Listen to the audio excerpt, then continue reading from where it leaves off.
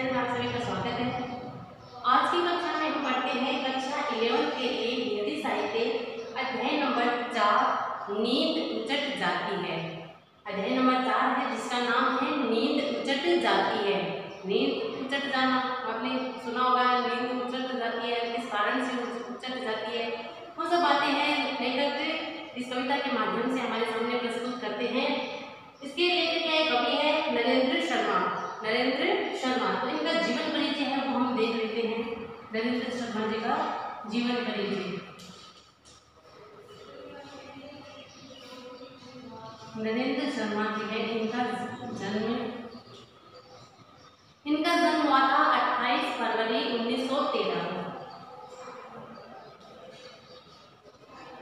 28 फरवरी 1913 को कहाँ हुआ था?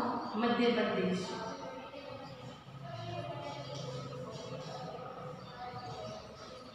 उत्तर प्रदेश में हुआ। उत्तर प्रदेश के जहांगीरपुर में हुआ था। उत्तर प्रदेश के जहांगीरपुर।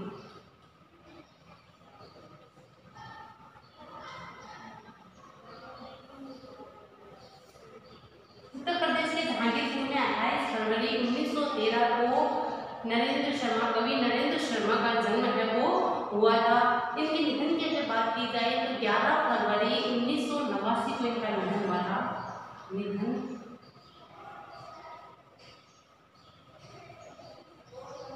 11 फरवरी 1989 को इनका निधन हुआ था। इनकी देखिए प्रारंभिक शिक्षा है वो गांव में हुई थी।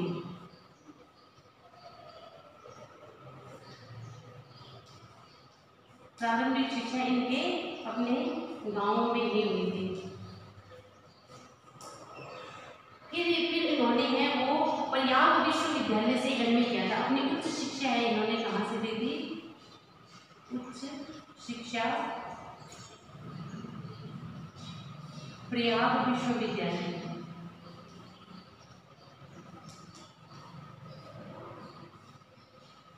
प्रयाग विश्वविद्यालय से इन्होंने एमए मास्टर डिग्री है वो प्राप्त की थी। एमए क्या था? इसके बाद ये है वो राजनीतिक गतिविधियों में बहुत अधिक सक्रिय रहते थे। इनका जो जीवन है वो राजनीतिक गतिविधियों में सक्रिय रहा है। राजनीतिक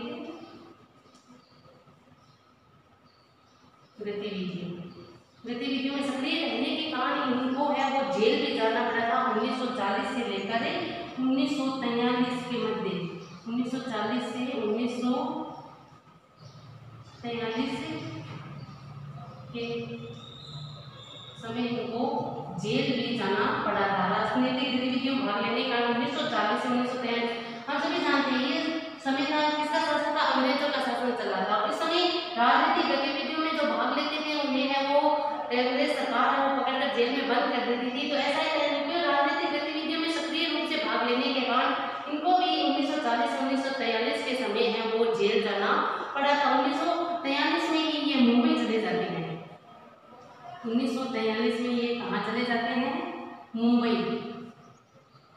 चले जाते हैं। और इसके बाद में इन्होंने फिल्मों के लिए गीत और संवाद लिखने शुरू कर दिए थे। फिल्मों के लिए गीत और संवाद लिखते थे। फिल्मों के लिए गीत और संवाद लिखने लगे थे मुंबई जाकर। और इनकी एक पहचान है वो गीतकार के रूप में अधिक है। नरेंद्र शर्मा जी है, इनकी पहचान है वो गीतकार के रूप में अधिक है। इनको गीतकार के रूप में अधिक जाना तथा और जीवन भर इन्होंने है वो फिल्मों के लिए कार्य है वो किया है। फिल्मों के लिए इन्होंने गीत लिखे हैं, संवाद है वो लिखे हैं। और इसके बाद में अगर इनको अगर मूलतः है वो गीतकार के रूप में जाता है। इनकी अगर रचनाओं की अगर हम बात करते हैं, इन्होंने रचनाएं हैं वो कौन कौन सी लिखी हैं? रचनाएं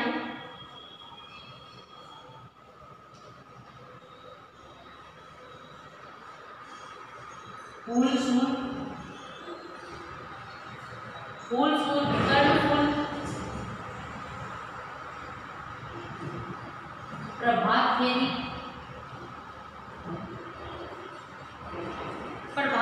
प्रवासी के गीत, प्रवासी के गीत, कामिनी, मिट्टी और फूल,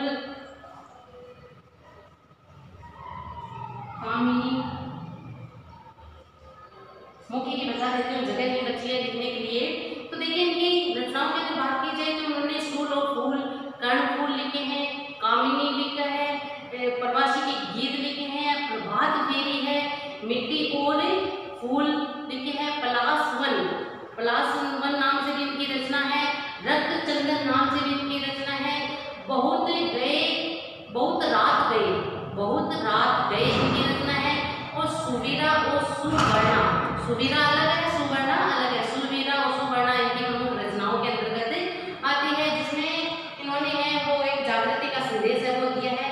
इनकी जो कविता है हमारे पाठ्यक्रम में, इनकी जो कविता संकलित है नींद उचट जाती है, इस कविता के माध्यम से इन्होंने बताया है कि कविता में एक अंधेरे की बात उन्होंने की है कि अंधेरा होता है, मनुष्य के जीवन में अंधेरा है, अंधकार आता है, वो कई रूपों में आता है, कई समस्याओं के रूप में आ जाते हैं, और उस अंधेरा आने के कारण, दुश्चिंता के कारण आंखें दुखने लगती है और नींद है वो उचट जाती है, असमय नींद है वो उचट जाती है, और नींद उचट जाने के बाद में मनुष्य है वो किससे, दुश्चिंताओं से घिर जाता है, चारों तरफ से दुश्चिंताओं से घिर जाता है और नींद आने का नाम नहीं लेती है, उसे आशा की किरण दिखाई नहीं देती है। और जो इन्होंने ये कविता के माध्यम से अंधेरे की बात की है, उन्होंने अंधकार की बात की है, तम की बात की है, अंधेरी रात की बात की है, तो ये अंधेरा उन्होंने दो स्तरों का बताया है, एक तो व्यक्तिगत स्तर पर बताया है, व्यक्तिगत स्तर पर है वो दुःस्वप्न और निराशा रूपी अंधेरा छा जाता है, मनुष्य है कि रात मैंने इस कविता के माध्यम से बताया कि रात है वो बहुत लंबी हो जाती है, कौन सी रात है, अंधकार में रात्रि है वो बहुत अधिक लंबी हो जाती है, दुःस्वप्न है वो उस अंधेरी रात में आने लगती हैं, और दुश्चिंताएं हैं वो चारों ओर से चहुं दिशाओं से घेर लेती है मनुष्य को, और निराशा के भंव से मनुष्य भर जाता है और उसकी नींद है वो उचट जाती है, वापस आने का नाम नहीं लेती है।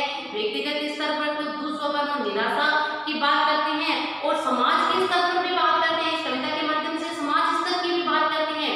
एक तो व्यक्तिगत स्तर पर मनुष्य की नींद उचट जाती है, दुःस्वप्न आ जाते हैं, बुरा स्वप्न वो देख लेता है, और उससे भयभीत होकर है वो मनुष्य की नींद है वो उचट जाती है, उसकी आंख खुल जाती है ना, रात्रि मध्य रात्रि में भी है आंख खुल जाती है, असमय है वो आंखें खुल जाती है, नींद उचट जाती है, तो दुःस्वप्न के कारण हो जाती है, निराशा के भाव से व्यक्ति भर जाता है, और चिंताओं के कारण भी नींद नहीं आती, नींद उचट जाती है, तो वो व्यक्तिगत स्तर की बात करते हैं। अगर समाज स्तर की बात जब वो करते हैं इस कविता के माध्यम से समाज स्तर की बात करते हैं, तो इसमें विकास, चेतना और जागृति का अभाव, कि समाज में विकास नहीं हो रहा है, समाज के लोगों में चेतना के भाव नहीं भरे हैं और उनमें जागृति के भाव नहीं आ रहे हैं, इस कारण से जो कहते हैं कि मनुष्य के जीवन में अंधकार है वो आ जाता है कभी जागरण के द्वारा।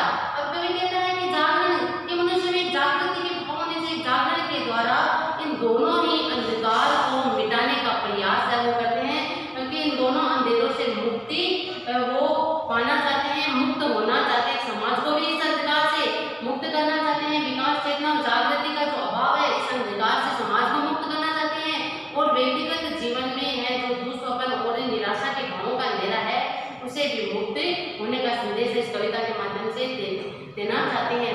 इसके दो पद हैं जिसकी व्याख्या है वो आज की कक्षा में हम करते हैं। कि कवि नरेंद्र शर्मा जी कहते हैं जब तक नींद उचट जाती है कि इस नींद का क्या करें, कि पर क्या नींद उचट जाने से रात किसी की कट जाती है, कि रात इतनी लंबी रात। अब देखिए जब हम शयन मुद्रा में होते हैं, नींद हमें आई हुई होती है, रात्रि का पता ही नहीं चलता है, लेकिन जब ये नींद है दुःस्वप्न के कारण, निराशा के भाव के कारण, दुश्चिंताओं के कारण, समय असमय जब नींद खुल जाती है, नींद उचट जाती है, तो कहते हैं कि जब तक नींद उचट जाती है न जाने मनुष्य के जीवन में ऐसी क्या निराशा आ जाती है, ऐसे क्या दुःस्वप्न वो देख लेता है कि बिना समय अभी जब तक यानी कि जब भी तब भी यानी कि समय असमय है वो नींद है वो खुल जाती है। पर क्या नींद खुल जाने से, अब कहते हैं जो रात्रि इतनी लंबी होती है, क्या नींद खुल जाने से किसी की रात है वो आसानी से कट जाती है, सहजता से कट जाती है, सरलता से कट जाती है, अर्थात नहीं कटती है। देखिए हम जब नींद की अवस्था में होते हैं रात्रि है वो छोटी लगती है, लेकिन वही जब नींद है समय असमय खुल जाती है, आँख खुल जाती है, तो रात्रि है वो कैसी लगती है, बहुत लंबी लगती है। और उस लंबी रात में न जाने मन में किस किस प्रकार के नकारात्मक भावों का प्रवेश है वो हृदय में हो जाता है, और व्यक्ति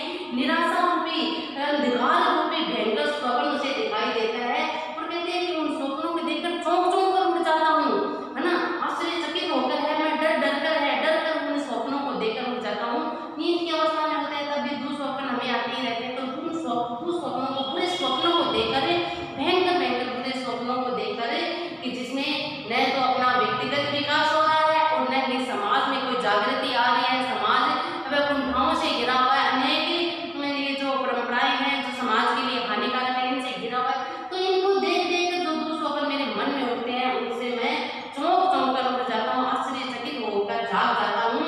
पर भीतर के दुस्वप्नों से अधिक भयावह है तमवार। तम यानी होता है अंधकार, अंधेरा।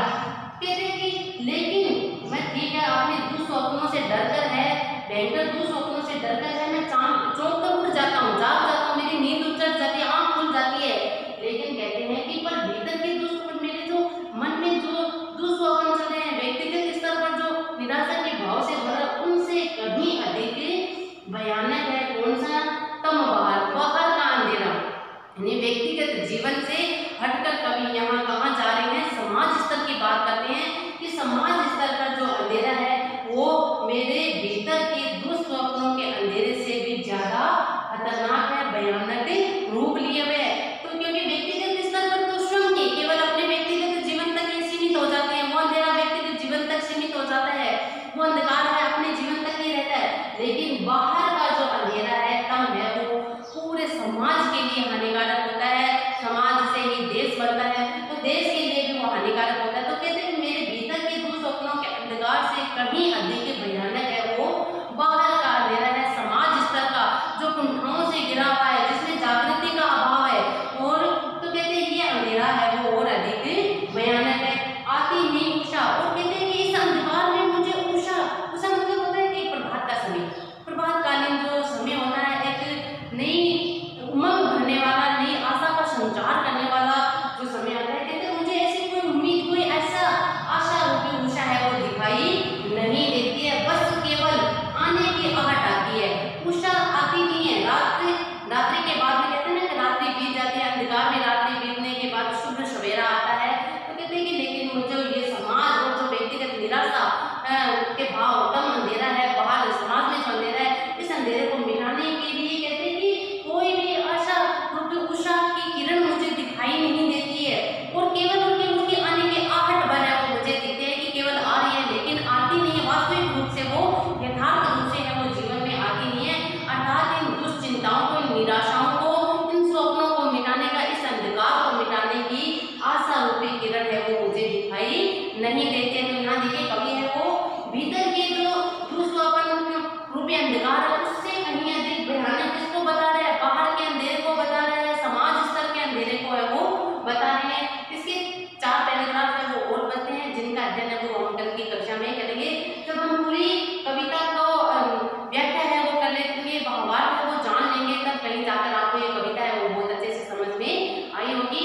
उम्मीद करती हूँ आपको जितना पढ़ाया है, जीवन परिचय बताया है, नरेंद्र शर्मा जी का जीवन परिचय बताया है, वो आपको अच्छे से समझ में आया